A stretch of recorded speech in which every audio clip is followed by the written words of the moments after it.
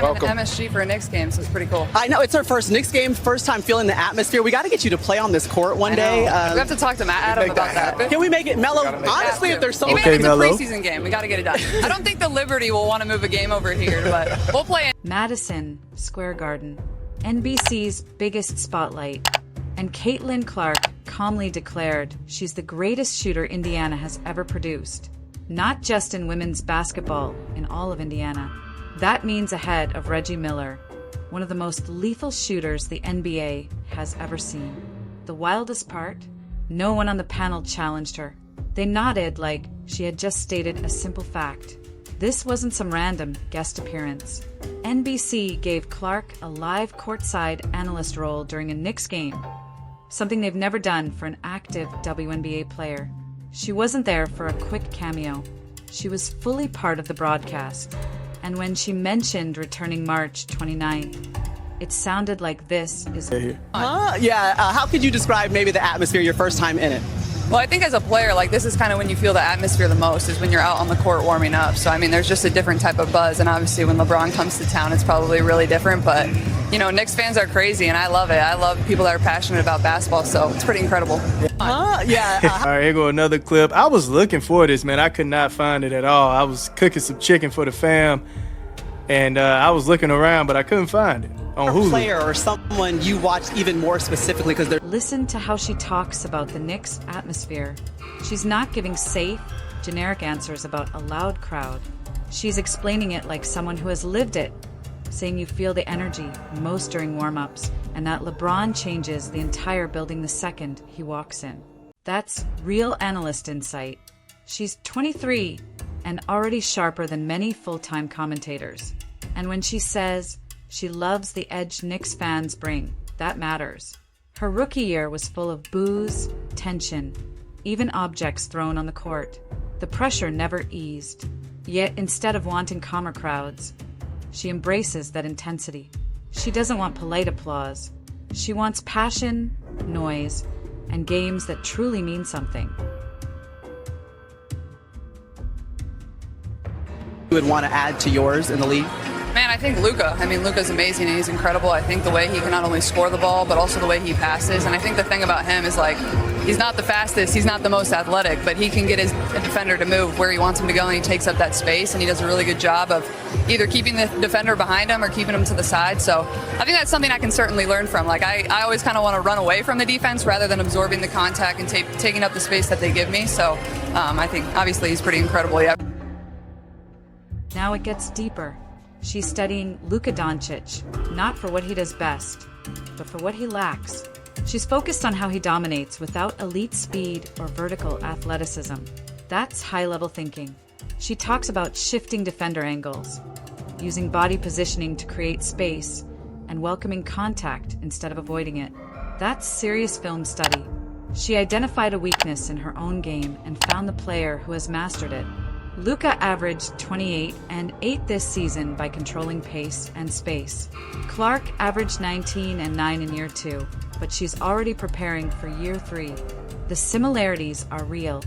Luka pulls up from 30 feet confidently. So does Clark. Luka anticipates passes before they happen. So does Clark. Different bodies, same mindset. Then Carmelo Anthony supported the Luka comparison on national television. This wasn't clickbait. This was a Hall of Famer who played 19 NBA seasons, saying Clark's game mirrors one of the world's best players. Melo understands elite shot creation. It would be Luka for me. The way that you're able to play in that open court, to see the vision that you have, to be able to shoot at the drop of a dime, to be able to pull up across half court. You keep the defensive thinking every single time, not knowing what you're going to do. And again, you have that too, and that pick and roll, keeping them in jail, and then understanding how to operate out of that. You have it. You have it. So I would agree with her and say Luka. Yeah. He built a career on it. Watching Clark, he sees the same control of space, the same vision, the same ability to freeze defenders. That shifts the narrative. For 2 years, critics debated whether Clark was overhyped or just benefiting from media attention. But when NBA legends make comparisons on their own, it validates what the numbers already show. She's not just good for the WNBA. Her skill and IQ translate at the highest level. She played only 13 games last season before an ankle injury ended her playoff run. Since then, she's rebuilt. And the way she talks about her body now says everything. She's not complaining about physicality, she's embracing it. She understands the WNBA is tougher than college and responded by getting stronger. From when I was at Iowa, and like I can just tell how much my body's changed, but I think in a good way. Like you have to be stronger. It's a much more physical league. So I think that, and then obviously I only appeared in 13 games last year. So more than anything, I'm just itching to get back out on the court and kind of feel like myself again. And I've been putting in a lot of hard work, and I got USA basketball. Then there's USA basketball. She missed the Olympic roster last summer, sparking major debate. But another training camp is coming. If that graphic pairing her with Paige Buchers is any hint, we might be looking at the future core of Team USA. Both 23, both entering their prime together. That's the next era.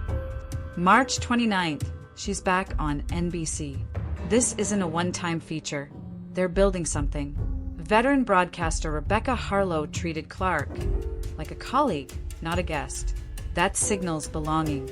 And when Melo joked about playing horse against her, then quickly admitted she might beat him, that was respect. A Hall of Fame scorer saying live on air that a WNBA player could take him in a shooting contest? Play until, right? Until a good minute down the line. I don't know. Y'all put it in the comment section. Let me know, though. Let's see what she said in this clip right here. I appreciate you just joining us on Basketball Night in Thank you, it was America. fun. Appreciate it. Yeah, you now gotta I come get back. to enjoy this. Yeah. I mean, what's better, MSG Sunday night? You can put your slippers LeBron back on James, if you let's want. go. Let's go. Play too. Hey, guess what? Hey, I Taylor's get gonna come destroyed, back. Melo. She's not gonna put the mic down forever. March 29th, she's back with us in OKC, but now she gets to go and enjoy the Knicks games, and we're happy for her. She appreciate 5 years ago, that conversation doesn't happen. Now it does casually. That shows how much the landscape has changed. Reggie Miller is one of the greatest shooters ever. 5-time All-Star, Hall of Famer, 8 points in 9 seconds. His legacy is shooting. Then, Tracy McGrady says Clark is the best shooter Indiana has ever produced, with Reggie sitting there. Reggie agrees. No debate. No defense of his crown. That says everything. When legends pass the torch without being pressured, it means they recognize something rare. Reggie knows elite shooting. He did it for 18 NBA seasons. Watching Clark, he sees that same range, release speed, movement shooting, and confidence in big moments. The traits that defined him are showing up in her. Then she proved it. NBC set up a horse matchup against Jamal Crawford. The third best shooter in That's the not state of true. Indiana now. It goes Caitlin, Yeah. Tyrese, and now myself. We'll have to get Tyrese's opinion on that. I'm not sure Knicks Tyrese would fans, agree. Right here, she's taking over for me right now. So thank you. There's a new. Hey, Reggie was a hitter. 3-time Sixth Man of the Year, known for elite handles and touch. This wasn't staged fun. These were real shots. And Clark didn't just compete, she dominated. Left-handed floater, clean, behind-the-back shot, automatic, one-legged fadeaway, nothing but net. Crawford was laughing because he couldn't believe it. He made tough shots, and she matched them, then raised the difficulty. The wall shot, the creativity. It wasn't just shooting, it was feel. And remember who she beat. Crawford played 20 NBA seasons. His game was always built on skill and touch. That doesn't disappear. And Clark outskilled him calmly. The crowd erupted. NBC stayed locked in. Clark just smiled like it was normal. Bigger stage, sharper competition, same result. This is true crossover impact, not forced promotion, not hype. A WNBA star stepping onto the NBA's biggest network during a live game and earning respect in real time. NBC didn't bring her in for optics. They brought her in because she's compelling television, smart, natural, magnetic, and capable of backing it up on the court. That combination is rare, and her return on March 29th proves this isn't temporary. It's investment that matters for the WNBA. It opens doors for fans who might never watch a women's game otherwise. Knicks fans who tuned in just saw Clark be sharp, funny, and elite. That's how new fans are created. The horse contest wasn't charity. It was real competition, and the WNBA player won. You can debate league comparisons all day, but when someone beats an NBA veteran live on television, the argument fades. The evidence just played out. Now, think bigger. Paige Buchers is entering the league. Juju Watkins is coming soon. They grew up watching Clark reset expectations. In 3 years, she went from college star to WNBA Rookie of the Year to National NBA Analyst. That's a blueprint that proves the ceiling is higher than people imagined. And the timing aligns perfectly. The WNBA is growing, attendance rising, ratings climbing, expansion teams coming. The momentum is real. The league has now signed a new media deal that brings in far more money than before.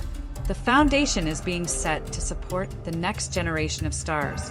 Caitlin Clark is leading that movement, but she is not alone. Angel Reese is right there. Aya Wilson continues to post MVP numbers. Breanna Stewart remains one of the league's elite players. The overall talent level has never been higher, but with growth comes pressure. As the WNBA gains viewers, it also gains critics. Comparisons to the NBA are constant, and questions about investment are louder online every day. The answer is not frustration. It is exactly what Caitlin showed on NBC. Step into the spotlight, deliver, and let performance speak. The Luka Doncic comparison works because it shifts the conversation. Instead of arguing whether women's basketball equals men's basketball, it asks whether elite skill. House rules are set. Who gets the first shot? You go first. Left hand free throw. That's crazy. Wow. This could go anywhere. She said, that's crazy. Oh, Okay. Feels on the it line. really wasn't that bad. There we go. Knockdown. Nope. In it. Door is that.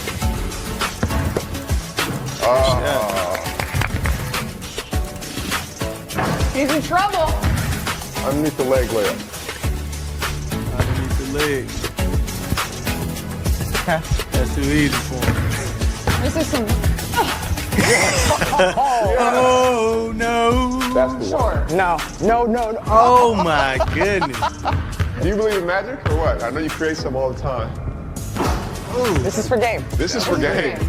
There's literally 0% chance he makes this again. Oh, my That's our welcome goodness. to the NBC moment. Cooking. There we go. Feeling it. She knew it right away. Oh, This could be a And- quick NBC. wow. Dang, not a quick one. She The love warm-up talking was that mine, trash. All right. I was doing that last game. Hey, it's not easy, man. That girl is automatic. Must swish. In. Guess what? In a game, that would still count for a point. It so would. It absolutely would. You get this out the net? Junk. Translates across environments. And it does. Luka dominates because of how he thinks the game, not just because of size or strength. Caitlin processes the game the same way. She reads plays early, controls pace, and makes decisions at full speed. That is why the comparison makes sense. When Carmelo Anthony supports it, that adds credibility. Melo has never handed out empty compliments. If he says her game mirrors Luka's, he believes it. That is a Hall of Famer telling everyone to pay attention. The USA basketball storyline is still important. Caitlin did not make the Olympic roster last summer, and the debate around that decision was intense. Critics said she was young and still adjusting, and that international play requires experience. Supporters argued she was the biggest name in the sport and would have drawn massive attention to the games. Both sides had valid points, but now she has another full season behind her. She has handled physical defense and non-stop scrutiny. She is stronger and more prepared. If another training camp comes, she will be ready. And if she joins Paige Buchers in that backcourt, it could define Team USA for years. Her March 29th return to NBC could signal something even bigger. If analyst appearances become regular, it changes how the WNBA connects with mainstream sports audiences. Right now, most coverage stays inside WNBA circles. But if networks integrate WNBA stars into NBA broadcasts, the exposure expands instantly. And it would not stop with Caitlin. If this works, other networks will follow. ESPN could feature Aya Wilson. TNT could highlight Breanna Stewart. The more crossover moments happen, the more natural they feel, and the gap between leagues becomes smaller. The horse contest revealed something else: composure. Caitlin was relaxed. She did not shrink on a major stage. She enjoyed it. That confidence separates good players from special ones. She steps into any gym believing she belongs and proves it through execution. That is a superstar mentality. So where does it go from here? USA basketball decisions ahead. Year 3 in the WNBA with higher expectations. A growing partnership with NBC that could eventually turn into a full media path after her playing career. And a generation of young athletes watching her rise and believing they can follow it. The question is not whether Caitlin Clark will succeed. She already has. The real question is how high she climbs. 3 years into her professional career, she is doing things no WNBA player has done before. She is entering mainstream sports media as a respected personality, not just an athlete making an appearance. NBA legends speak about her as a peer. New fans are tuning in because of her presence. That is how a new era is built, not by asking for respect but earning it, not by waiting for attention but creating it, not by hoping for opportunity but shaping it. Caitlin Clark walked into Madison Square Garden, took control of an NBC broadcast, defeated Jamal Crawford and Horse, and declared she is the best shooter Indiana has produced. And no one challenged it. That is how legacies begin.